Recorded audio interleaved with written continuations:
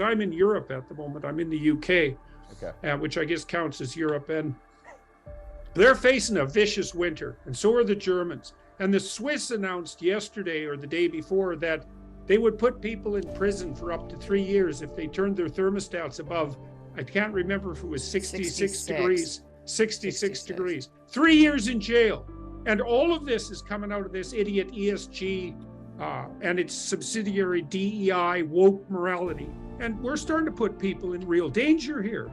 So what's Fink up to exactly? Like, what's going on here as far as you're concerned? Well, in Spain, actually, Congress said it was less than 81 degrees Fahrenheit is actually the legal threshold below which you can't set your thermostat in the summer in Spain.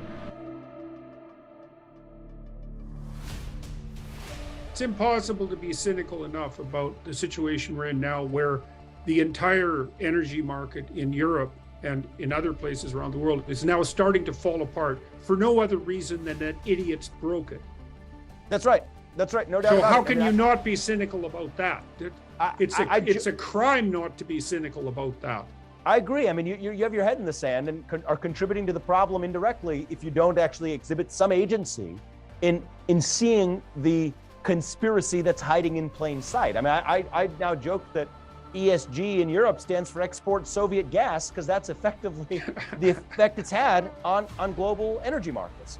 At the end of the day, for every unit of oil or gas production that's reduced in the United States, Canada, or Norway, which, by the way, are three of the cleanest places on the planet to produce oil or gas, in a global market, the slack is picked up by Russia and China.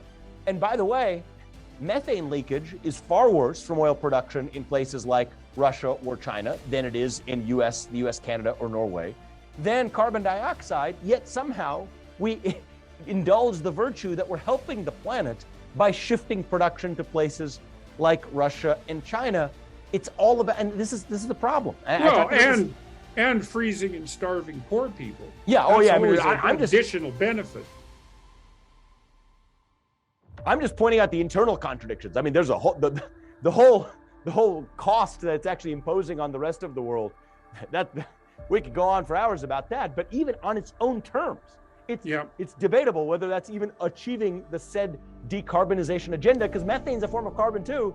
This wasn't about the energy debate at all. Yeah. This was about an attack on human flourishing, particularly human flourishing in the West, relative to other parts of the world. You also lose the opportunity to exercise your unearned moral superiority. Yeah, exactly. And God only knows you don't want to give that up.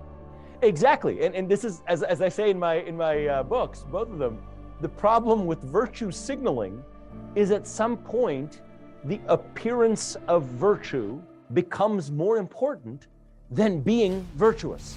And that's exactly what's happening here, where it's a form of dishonesty, where there were other agendas at work, the global equity agenda. How else would the rest of the world catch up with the West if it weren't for asymmetrically imposing fossil fuel caps on the West?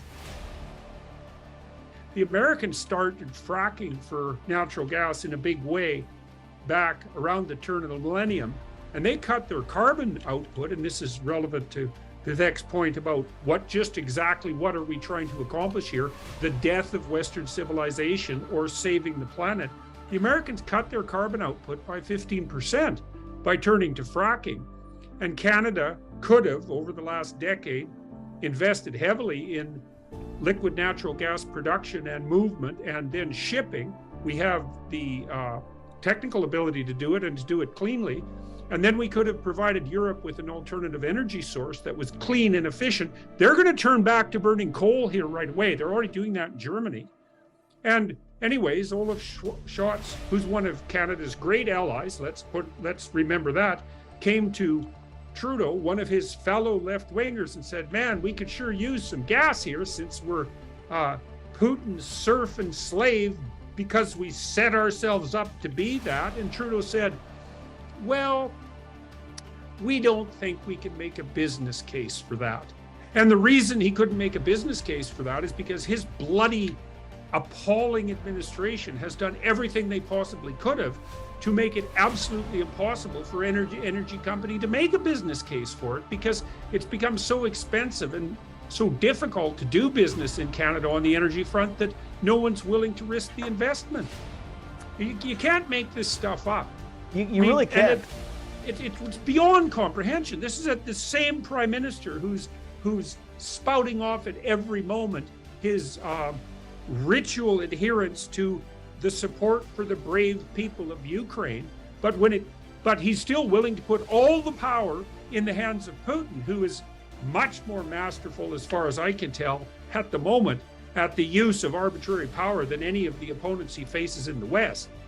Means he's already put the screws to Europe, and just wait till the winter comes. If you think you've seen screws so far, man, we ain't seen nothing yet.